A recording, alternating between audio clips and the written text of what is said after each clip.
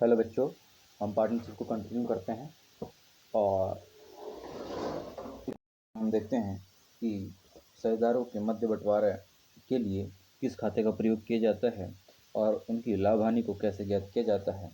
लाभ हानि ज्ञात करने के लिए हमें साझेदारों का एक लाभ हानि विनियोग खाता बनाया जाता है, जिसके दो पक्ष होते हैं, एक डेबिट पक्ष और एक क्रेडिट पक्ष, जो कि इस प्रकार है। लाभ हानि नियोजन खाते के क्रेडिट पक्ष में यदि प्रश्न में आपके शुद्ध लाभ या हानि दी हुई है, यदि लाभ दिया है तो उसे क्रेडिट पक्ष में लिखेंगे और हानि दी है तो उसे डेबिट पक्ष में लिखेंगे। ठीक, उसी प्रकार पूंजी पर ब्याज, वेतन, बोनस, कमीशन, ऋण पर ब्याज, ये समस्त आपके डेबिट पक्ष में आ जाते हैं और उसी प्रकार आहरण पर ब्याज आपके क्रेडिट पक्ष में आते हैं। इस प्रकार से लाभ हानि खाता बनाया जाता है और साझेदारों की पूंजी ज्ञात की जाती है। इसके पहले टॉपिक में हमने साझेदारों की स्थिर पूंजी एवं अस्थिर पूंजी की दशा में प्रारूप देखे थे। उसी के अंतर्गत हम एक प्रश्न करेंगे। शमीर तथा यास्मीन क्रमशः 15 लाख एवं 10 लाख की पूंजी लगाकर साझेदार बने। ठीक, वे लाभों को 3:2 के अनुपात में बांटते हैं। अब यह दर्शाए कि इन दोनों साझेदारों के पूंजी खातों में लेन देन कैसे अपलेखित होंगे। जैसे कि हमने बताए थे कि कैसे ट्रांसफर होंगे स्थिर पूंजी खाते की दशा में या स्थिर पूंजी खाते की दशा में, तो यहाँ इन्होंने दशा बता दी है, स्थिर पूंजी खाते की दशा में एवं अस्थिर पूंजी खाते की दशा में। और खाते प्रत्येक वर्ष कब समाप्त हो रहे, तो 31 मार्च को समाप्त होते हैं। मदे कुछ इस प्रकार से दी हुई है।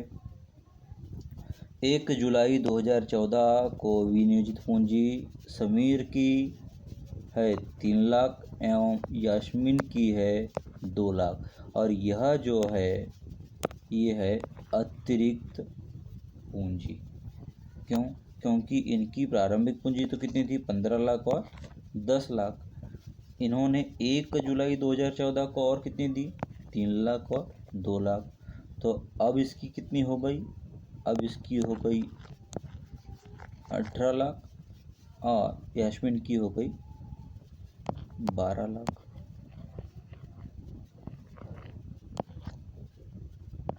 ठीक, आगे देखते हैं इसे। उसी प्रकार से पूंजी पर ब्याज दिया गया है 5% दोनों पर। ठीक है, आहरण किए है इन्होंने 30,000 का आहरण किया है, यास्मीन ने 20,000 का आहरण किया है। शमीर को आहरण पर ब्याज दिया गया है 1800 रुपये, यास्मीन को ब्याज दिया गया है 1200 रुपये। वेतन दिया गया है यहाँ पर शमीर को, वेतन दिया गया है शमीर को। कमीशन दिया गया है, शमीर को दिया है 10,000 और यास्मीन को दिया है 7,000 रुपये। वर्ष 2014-15 में हानि का कुल भाग था 60,000 और 40,000। ठीक है, आइए अब हम देखते हैं इनको कि इन्हें हम सॉल्व कैसे करते हैं, क्या हमारी अप्रोच रहेगी। ठीक, आपने क्वेश्चन अच्छे से पढ़ लिया होगा, आपने समझ लिया होगा, उम्मीद है। मैंने प्रारूप पहले से बना दिया है थोड़ा सा। स्थिर पूंजी खाते की दशा में हम सबसे पहले जो लिखेंगे वो लिखते हैं पूंजी। पूंजी कितनी दी हुई है, देखो 15 लाख और 10 लाख। ठीक है, लेकिन उन्होंने अतिरिक्त पूंजी कितनी लगाई थी, और 3 लाख और 2 लाख। तो क्यों ना हम अभी ही जोड़ देते हैं, बाद में हमें प्रॉब्लम नहीं होगी। ठीक, शमीर की कितनी बेटा, शमीर की है 18 लाख और यास्मीन की है 20 लाख। ठीक हो गया। अब शेष सीडी के अंतर्गत कुछ नहीं है, हमें वही राशि को ट्रांसफर कर देना है।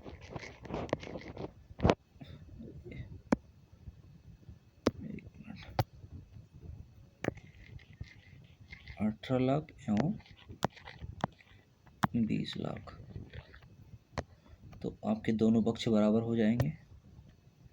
यहाँ कितना हो गया 18 लाख और 12 लाख था क्या बेटा? ठीक, ये मुझसे गलती हो गई। 1 मिनट, ये है आपका 12 लाख।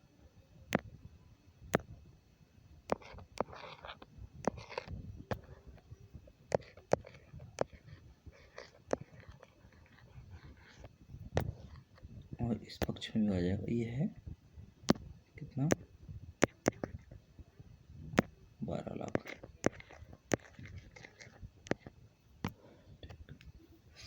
यहाँ पर भी आ जाएगा 18 लाख और 12 लाख। ये तो आपका हो गया स्थायी पूंजी खाता। इसमें कुछ नहीं करना था आपको, जो प्रश्न में पूंजी दी हुई थी उसको लिख देना था और ट्रांसफ़र करके बराबर। अब अन्य चीज़ों के लिए, अन्य चीज़ जैसे इसका समायोजन हमने कर दिया, ठीक है, इसका भी समायोजन हो गया, ठीक है। स्थिर पूंजी खाते के अंतर्गत अब हमें क्या निकालना है 5% ब्याज। ब्याज आहरण पर ब्याज, वेतन, कमीशन, इन सब का लेखा हम किस में करेंगे? तो अब इसके लिए चालू खाते का प्रयोग करेंगे हम। चालू खाता क्या बोलता है?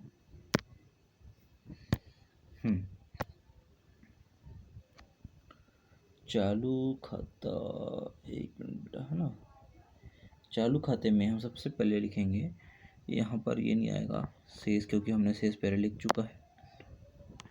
शेष भी नहीं आएगा, बैंक भी नहीं आएगा। यहाँ पर क्या छूटा हुआ है हमारा? पूंजी पर ब्याज। और पूंजी कितने की थी हमारी? देखो, पूंजी थी हमारी कुल 18 लाख की। 18 लाख की, पर ये ऐसे नहीं निकलेगा बेटा, क्योंकि ये पूंजी थी 6 माह की और ये पूंजी थी आपकी साल भर के लिए। तो पहले हमें निकालना पड़ेगा 15 लाख पे। रुक जाओ, पूंजी पर ब्याज की गणना समीर।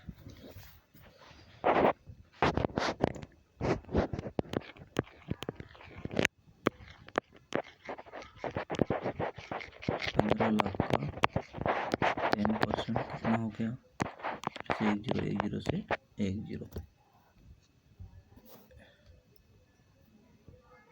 10 सॉरी 5% बोला था कि बेटा? 5%, 15 पाना 75,000, ठीक। अब जो बची राशि कौन सी?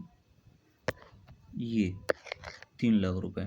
3 लाख रुपए को आप 6 माह के लिए समीर 3 लाख का 5% इंटू 6/12। अब 3 लाख को एक काम करिए, 5%, 3 लाख का 5% होता है आधा, मतलब 15,000, और 15,000 का फिर आधा, मतलब कि 6 माह का, तो ये आ जाएगा आपका 7,500 रुपये।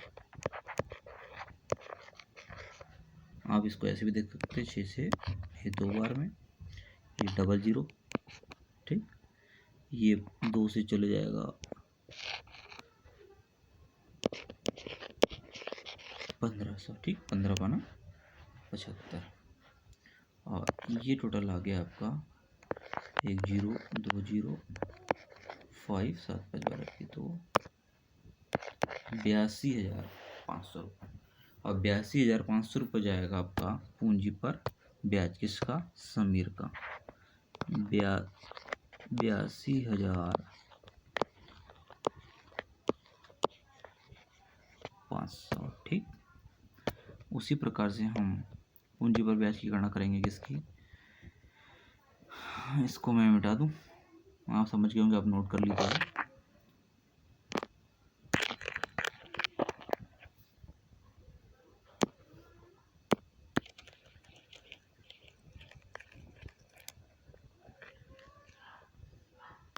हम अब करेंगे यास्मीन पर यास्मीन की पूंजी की गणना।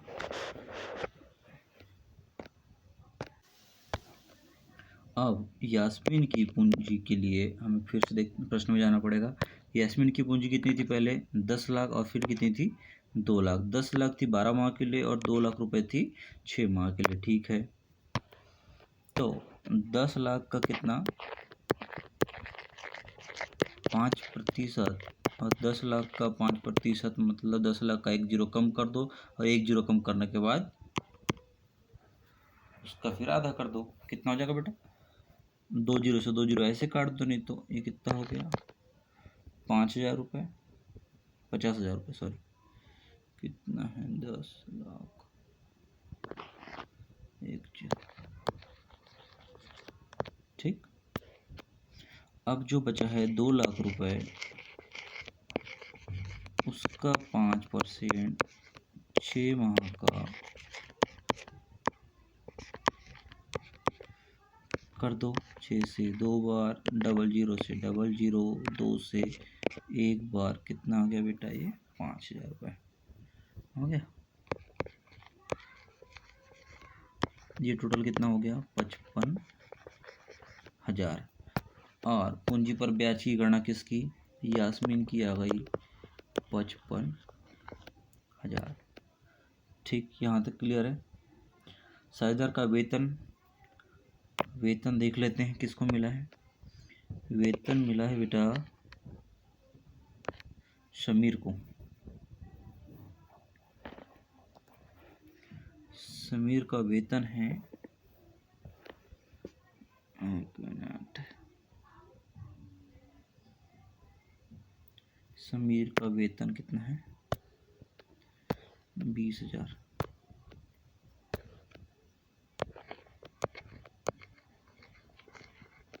ठीक, और कमीशन कितना दिया हुआ है? देखो, कमीशन दिया है 10,000 और 7,000। लिख देते हैं 10,000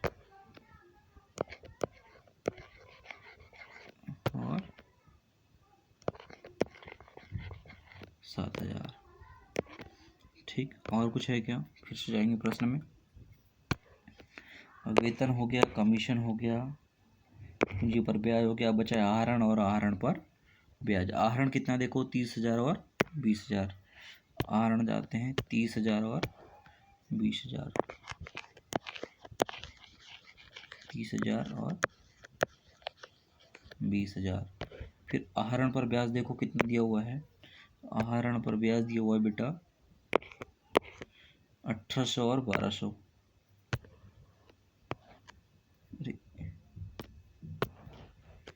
1,800 और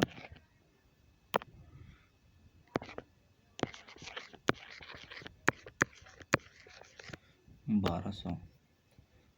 और कुछ दिया है क्या? अब प्रश्न में जो भी दिया था, क्या हमने सब कंप्लीट कर लिया? हाँ जी हाँ, कंप्लीट कर लिया। क्या हानि का भाग दिया हुआ है क्या? देख लेते हैं। हानि दी हुई है हमारे पास कितनी? 60,000 और 40,000। इसको लिखना शेष है हमें। हाँ ठीक है, लिख देते हैं।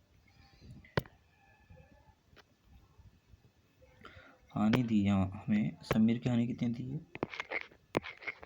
60,000, और यास्मीन की दी है 40,000। और कुछ दिया है क्या? नहीं। अब करेंगे हम टोटल। ठीक, पहले यास्मीन का कर लेते हैं। यास्मीन का हो गया 55,000 और 7,000, है ना बेटा? ये हो गया आपका 62,000 रुपये। लिख देते हैं 62,000 रुपये। फिर पुनः किसका है? समीर का है 00, ठीक, 5 2 10 और ये 11। कितना गया बेटा? 1,12,500 रुपये।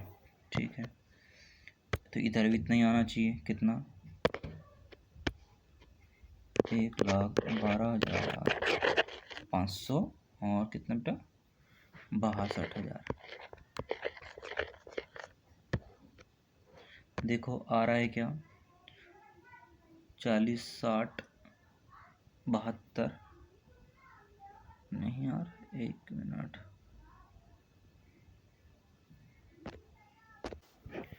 ये हो गया बेटा 40,000, 20,000, 60 और 1261,200, मतलब यहाँ पर कमी कितने की है, 800 रुपये की कमी है। ठीक, और ये हो गया शेष बीडी। अरे 1 मिनट बेटा, ठीक, यहाँ पर देखो 1,12,500 और ये कितना हो रहा है, 60, 70, 80, 90, 90, 91,800। तो यहाँ पर कमी कितने की है, 20,700 की कमी है, और ये शेष जो है आपका कैरी डाउन होगा। ठीक है, इस प्रकार से ये हुआ आपका साझेदारों का चालू खाता। साझेदारों का चालू खाता, ये तो हुई कंडीशन हुआ अस्थायी पूंजी खाते की दशा में। स्थायी पूंजी खाते की दशा में हमने क्या देखा, सबसे पहले जो पूंजी दी हुई थी, इस पूंजी के अंतर्गत हमने स्थायी पूंजी खाता बनाया, उसे ट्रांसफ़र किया, बराबर कर दिया। अब बची चीज़ों के लिए, बची मदों के लिए हमने जैसे पूंजी, पूंजी पर ब्याज, आहरण, आहरण पर ब्याज, वेतन, कमीशन के लिए अलग से एक साझेदार का चालू खाता बनाया, जिसमें पूंजी पर ब्याज हमने निकाला समीर का निकाला पहले 15 लाख रुपए का 1 साल का, फिर निकाला 3 लाख का 6 माह का। इस प्रकार से निकला था ये 82,500। देन फिर हमने निकाला यास्मीन का कितना था, 10,000 रुपये, और 10 लाख रुपए और 2 लाख रुपए। तो हमने इसका निकाला 10 लाख का 10% साल भर का, तो ये आ गया 50,000 रुपये, और फिर 2 लाख का 5% 6 माह का, ये आ गया आपका 5,000 रुपये। ऐसे कुल मिला के 55,000 रुपये आपका पूंजी पर ब्याज निकल गया यास्मीन का। फिर प्रश्न में दिया हुआ था पूंजी पर ब्याज हो गया, वेतन दिया हुआ है, वेतन किसका दिया हुआ है, समीर का दिया हुआ है, हमने वेतन समीर का लिख दिए, ये देखिए ये लिख दिया। फिर पुनः जाते क्वेश्चन में, हम देखते हैं कमीशन किसका है, 10,000 रुपये समीर का, 7,000 रुपये यास्मीन का। हम देखते हैं 10,000 रुपये और 7,000 रुपये लिख दिया है। फिर प्रश्न में गए, देखा आहरण बचा है, आहरण किस पक्ष में आता है, डेबिट पक्ष में, और आहरण पर ब्याज प्रश्न में देखिए हमने चालू खाते में लिख दिए आहरण कितना 30,000 और यास्मीन का 20,000, आहरण पर ब्याज 1,800 और 1,200, और हानि हमारे पास दी थी किसकी 60,000 और 40,000 समीर और यास्मीन की। इस प्रकार से जब हमने पाया तो इसको इन दोनों पक्ष को टोटल करने के बाद समीर 20,700 और यास्मीन 800 रुपये की कमी आई। इस शेष को हमने कहाँ ट्रांसफ़र कर दिया, आगे। और इस प्रकार से स्थायी पूंजी खाता कंप्लीट हुआ। और नंबर 2 परिवर्तनशील पूंजी खाता हम ऐसे ही बनाएंगे जिसमें ये जो शेष दिया है यहाँ पर हम लिखेंगे शेष बीडी 18 लाख और यहाँ पर लिखेंगे 12 लाख, और पूरा क्रमशः ऐसे ही बनाएंगे और उसका आंसर कुछ और आ जाएगा। ठीक है बेटा, आप प्रयास करें, इस प्रश्न को समझे अच्छी तरह से। इस प्रकार के प्रश्न प्रायः आ जाते हैं।